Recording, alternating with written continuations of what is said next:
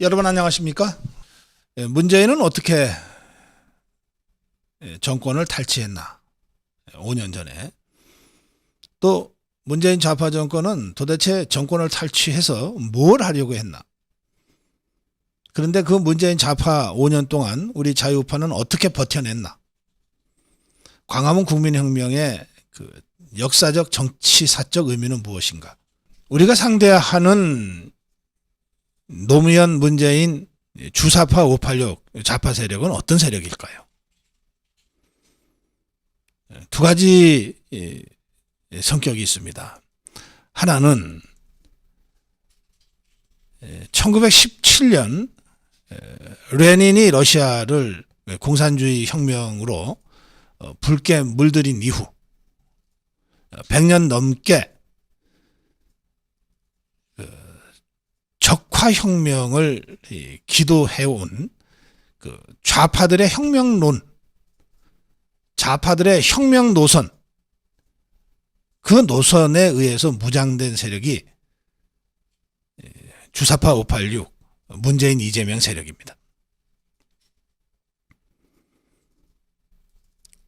그런데 이 좌파들은 수없이 많은 거리 바리케이트 투쟁, 무장 투쟁, 반란 이런 것들을 시도했지만 우리 자유민주주의 국가에 의해서 다 격퇴당했습니다. 수많은 실패 끝에 이 좌파들이 1960년대에 들어서 그동안에 무모했던 도전을, 무모했던 폭력 투쟁 노선을 전환하게 됩니다. 그래서 새로운 혁명 노선으로 정립된 것이 진지전 노선이었습니다.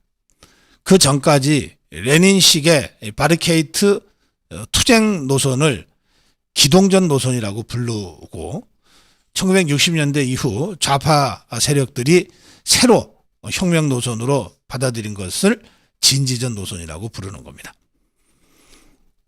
이 진지전 노선은 자유민주주의 시장경제 체제 하에 구석구석에 좌파 진지들을 10년, 20년, 30년 세월을 투자해서 구축합니다. 그리고 상황이 무르익을 때까지 위장하고 잠복해서 기다리다가 마침내 상황이 무르익었다고 생각했을 때 이 진지들을 근거로 해서 자유민주주의 시장경제의 헤게모니를 무너뜨리고 좌파 헤게모니를 그 사회의 주류적 헤게모니로 세우려고 하는 그런 전략을 구사합니다. 그리고 그 끝에 선거라고 하는 요식적 절차를 거쳐서 좌파 정권, 좌파 권력의 정당성에 외피를 입히는 거죠. 따라서 이 좌파들에게 선거는 여러 수단 중에 하나에 불과합니다. 선거를 통해서 정권을 잡을 수 있으면 좌파들은 당연히 선거를 택하지만 선거를 통해서 정권을 잡을 가능성이 없다고 생각할 때는 주저없이 폭력투쟁, 쿠데타, 무장반란 이런 것들을 감행합니다. 그게 우리 현대사 70년의 역사를 얼룩지게 만든 수많은 반란들이었습니다. 제주 4.3, 여수 순천, 대구 11, 또 지리산의 빨치산. 이 40년대에 그 해방 공간을 물들였던 이 수많은 좌파들의 반란, 이 반란을 조직하고 결행하는데 좌파들은 단 한 번 주저하지 않았습니다. 그 수많은 반란들의 끝에 6.25 전면 남침이라고 하는 전면전이 있었던 겁니다. 거기서 지고 난 다음에 김일성 집단이 대한민국 적화를 포기했을까요? 한 번도 포기한 적 없습니다. 그 다음에 그자들이 김일성 세력이 시도했던 것이 남한에 북한 조선노동당의 지령과 지시를 받는 형제당을 건설해서 이 남한의 지하 전위정당으로 하여금 정치적인 스트라이크를 하게 만들고 총파업을 하게 만들고, 그리고 결정적인 시기가 오면 조선노동당 북한 세력과 결탁해서 한꺼번에 대한민국 정부를 전복하는 그런 통일 전선 전술을 그때부터 지금까지 70년 동안 써오고 있습니다. 그 과정에서 양산되고 배출된 세력이 주사파 586 세력들입니다. 그게 노무현 세력의 핵심이고 김근태 세력의 핵심이고 문재인 세력의 핵심들입니다.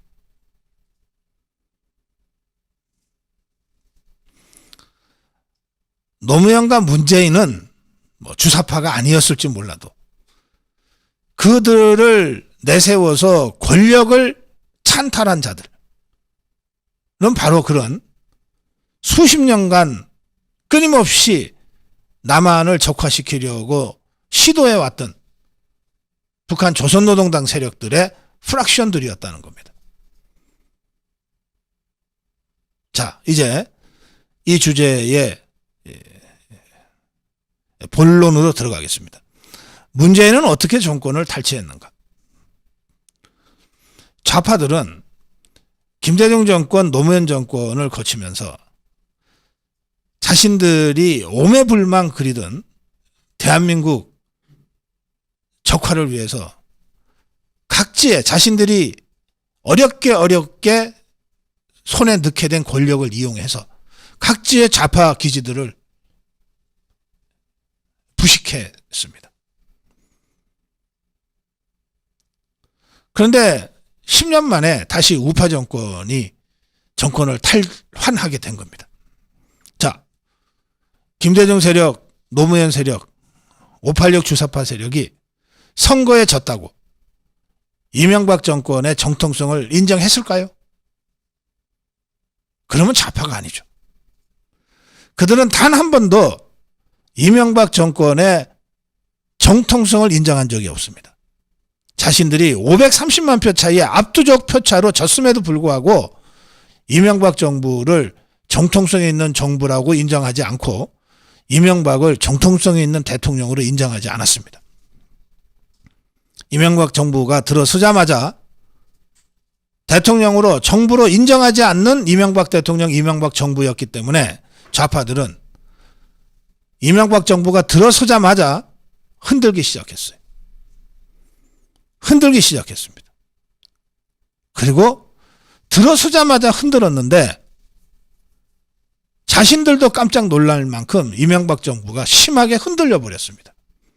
그게 광우병 파동이었습니다. 광우병. 사실 이 광우병 파동은 노무현이가 미국과 FTA를 거의 다 협상해놓고 나서 마지막 사인을 남겨놨던 대목입니다.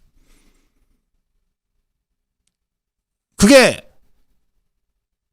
노무현이가 대통령에 한두 달만 더 있었어도 노무현이가 사인했을 거예요. 물론 이 소고기 수입 문제는 축산 농가라든지 또는 우리 국민들의 식생활과 직접 관계되는 예민한 문제이기 때문에 노무현이가 한두 달 더 대통령을 했어도 사인하지 않고 다음 정권한테 떠넘겼겠죠. 그렇게 해서 그 광우병 문제를 이명박 정부가 떠안게 돼버린 거예요. 그래 놓고 좌파들이 광우병 투쟁을 시작합니다. 530만 표 차이의 압도적 지지를 받았지만 이명박이라는 사람 자체가 자신이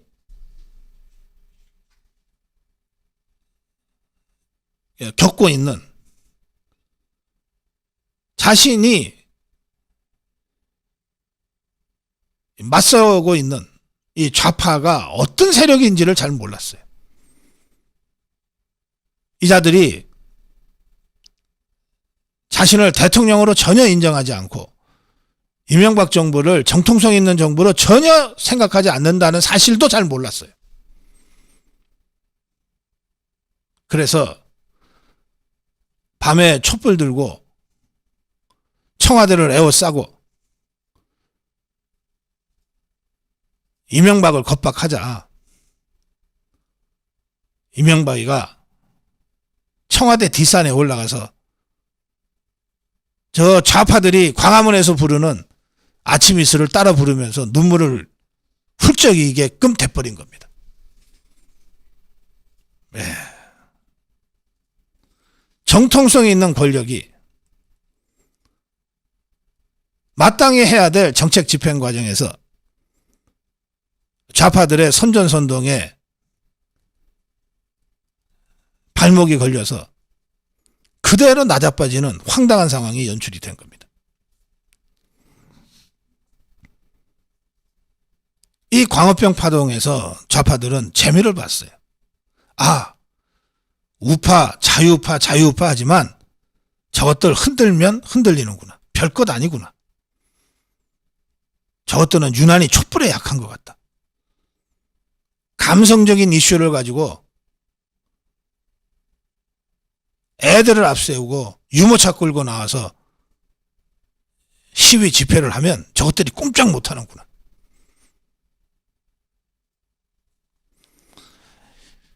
이 586 주사파 문재인 이재명 세력은 박근혜 정부가 탄생한 후에도 이명박 정권을 흔들고 무너뜨리려고 했던 것과 똑같은 방법으로 접근을 했습니다. 기회를 노리고 노리다가 세월호 참사를 사건적 계기로 잡아냈어요. 그런데 그것만으로는 박근혜 대통령을 끌어내릴 수가 없었어요. 그래서 다음 기회를 노렸는데 이 최소원이라는 사람이 좌파들의 레이더에 포착이 돼버린 겁니다. 사실은 별것도 아니었어요. 대통령이 정치인 할 때 정치적 조언을 가끔 받았던 사이인데 그런 사람이 대통령의 비서들 연계해서 청와대 출입을 편하게 하면서 뭐 호가호위를 좀 한 것 같아요. 명백히 잘못된 거지만 이게 박근혜 대통령이 직접 책임을 져야 될 일도 아니고 박근혜 대통령이 이로 인해서 무슨 대통령 자리에 끌려 내려와야 될 일은 전혀 아니죠. 그런데 소재 자체는 자극적인 거예요. 소재 자체는. 예, 그래서 좌파들의 박근혜 탄핵이 시작됐습니다. 이렇게 한번 촛불 들고 박근혜 탄핵으로 내쳐 들어가자 그동안 묵혀뒀던 세월호 참사가 다시 등장합니다. 그러면서 그 자극적 소재들이 좌파 언론을 통해서 하루에도 여러 건씩 터져 나오면서 박근혜 대통령을 세상에 없는 몹쓸 사람으로 만들고 그 박근혜 대통령 주위 사람들을 전부 호가호위한 협작꾼들로 만들어버린 거예요. 그렇게 해서 586 주사파 문재인 이재명 세력은 정권 뺏긴 지 10년 만에 너무도 손쉽게 다시 정권을 탈취해 갔습니다.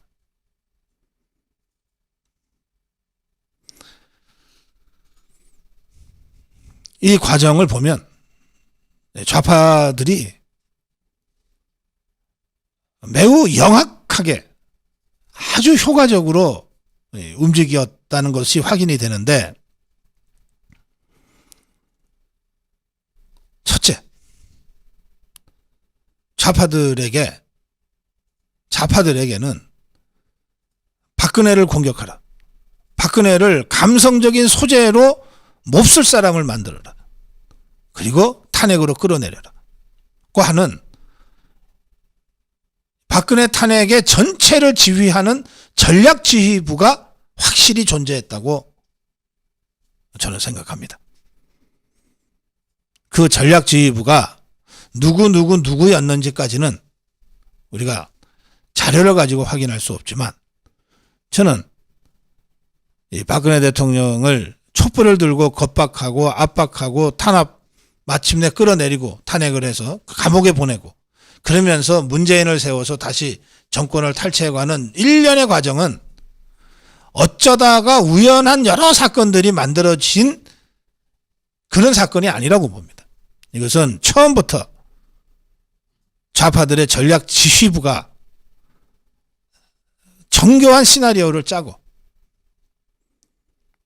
소재들을 배치하고 자신들 좌파들의 역량을 전술적으로 운용을 해서 만들어낸 일련의 공작이라고 생각합니다.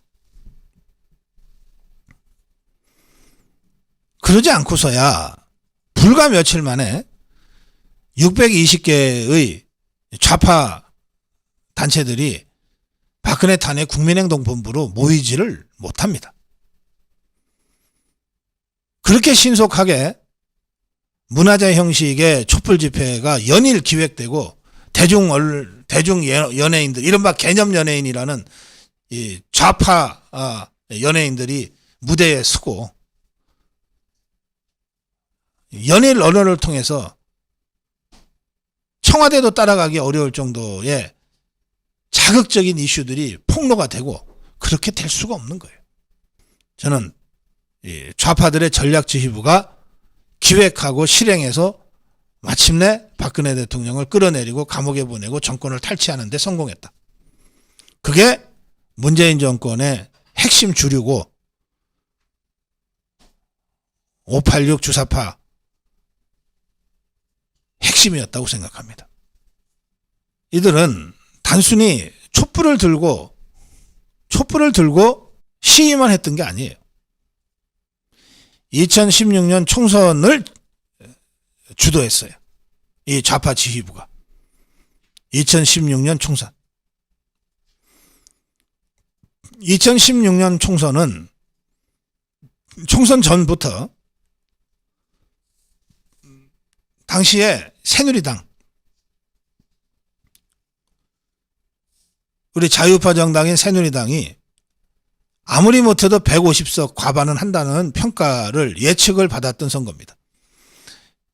그리고 선거가 임박해지면서 160석, 170석, 심지어 180석까지 가능하다는 예측이 나왔던 선거입니다. 그런데 선거를 2달 남겨놓고 상황이 급변하게 되는데 위기에 몰린 좌파는 일제히 결집을 합니다. 김종인이를 비대위원장으로 다시 영입해 갈 정도로 할 수 있는 모든 걸 다 합니다. 그런데 집권 세력이었던 새누리당 자유우파는 그야말로 느슨하고 방만하기 짝이 없게 대처를 합니다.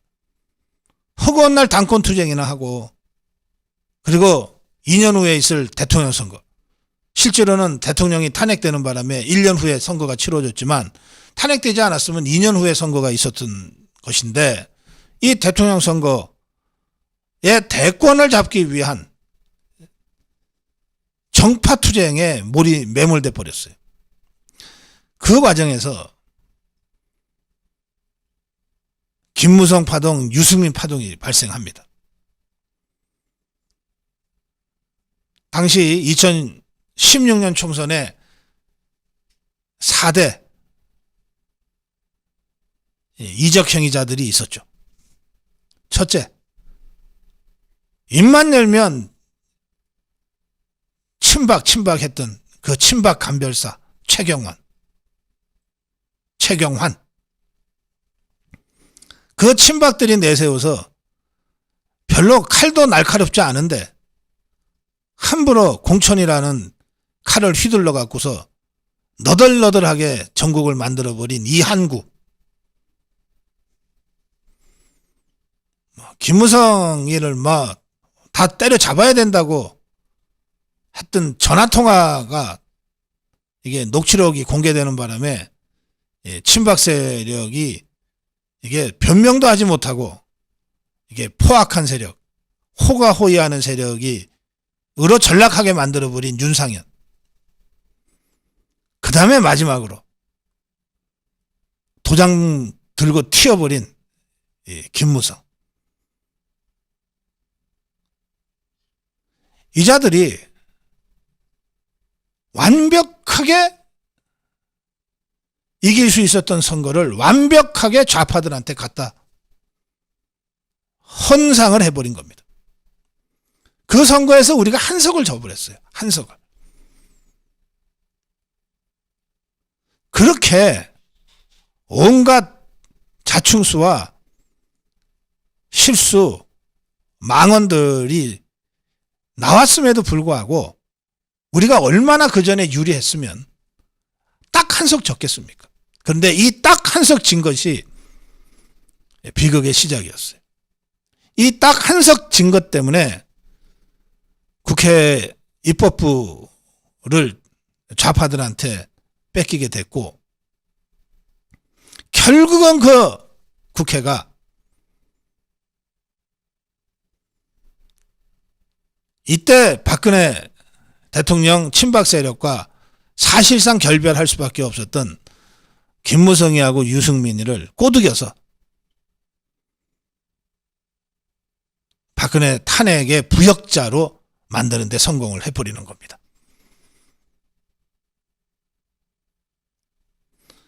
우리 자유파가 분열하지 않았으면 탄핵은 불가능한 겁니다.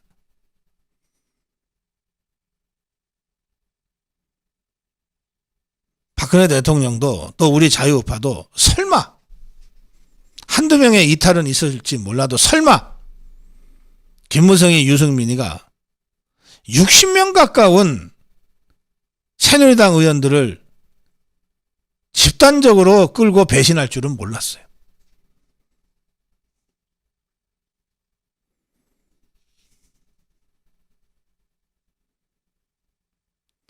좌파는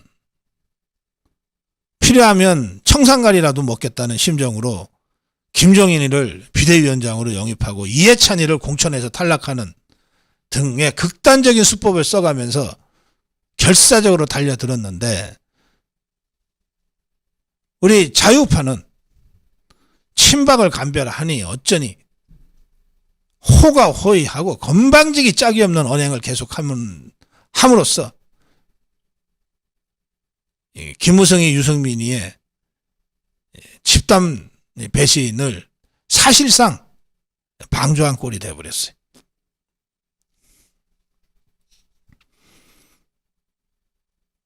이런 정치의 실패가 최순실 사건을 계기로 거리로 터져나온 촛불과 결합이 되면서 대세를 만들어 버린 겁니다.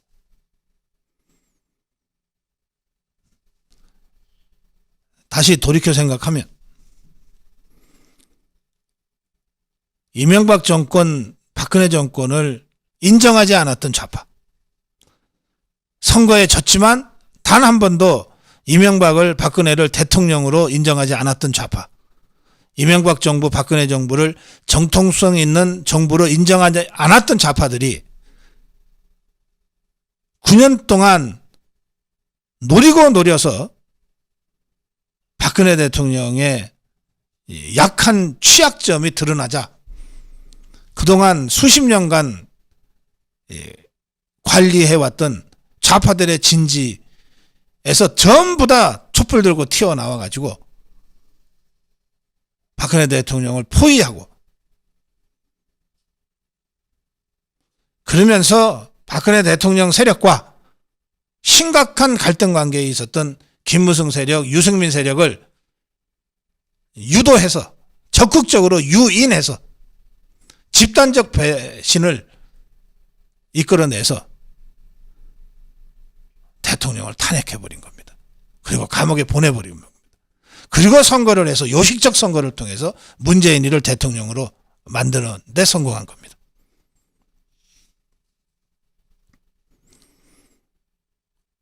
따라서 2017년 5월 9일 문재인의 대선 승리는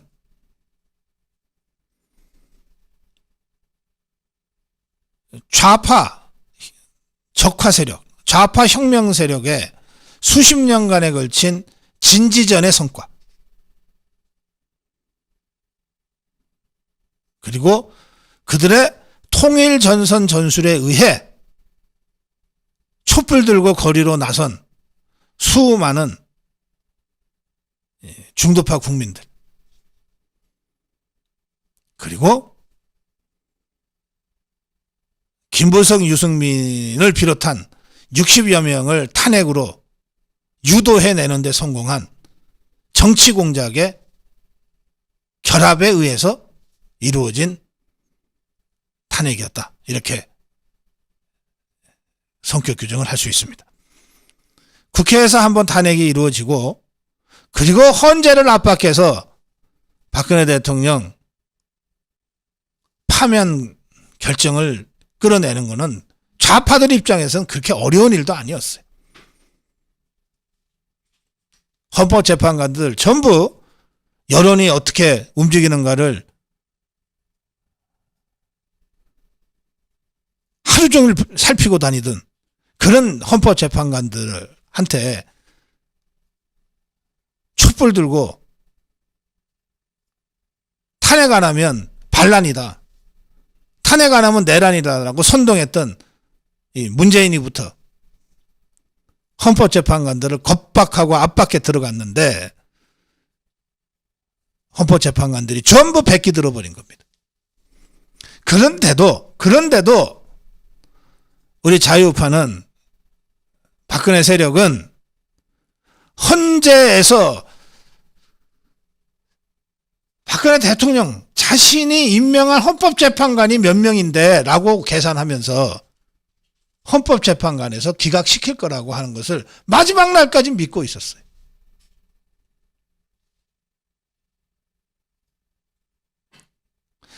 자신이 직접 공천에 개입하고 3선, 4선, 5선 의원이 될 때까지 다 보살펴줬던 직속 정치 부하들도 집단적으로 배신하는 판에 헌법재판관 몇 명이 입장을 바꿔서 탄핵에 가담할 거라고 하는 것을 예상 못했다는 것은 이건 국가를 경영할 정치력이 거의 하나도 남아있지 않았다는 것과 똑같은 얘기입니다.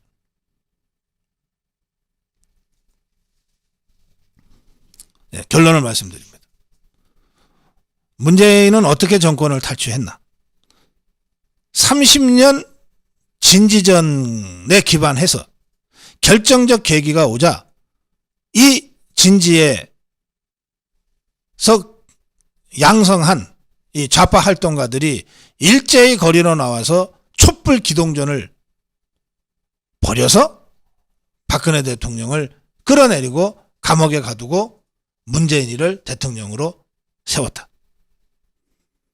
이렇게 해서 문재인이가 정권을 탈취하게 된 것이다. 자, 여러분 고맙습니다. 고성국TV는 자유우파의 유일 정론 방송입니다. 고성국TV는 윤석열 정권을 지켜내고 2024년 총선을 승리로 이끄는데 모든 힘을 다 쏟아부을 것입니다. 고성국TV가 어떠한 외압에도 흔들리지 않고 오로지 자유우파의 정론방송으로 나아갈 수 있도록 후원해 주십시오. 지금 바로 010-9045-3010으로 전화 주십시오. 정론방송으로 보답하겠습니다. 감사합니다. 고성국TV 화이팅!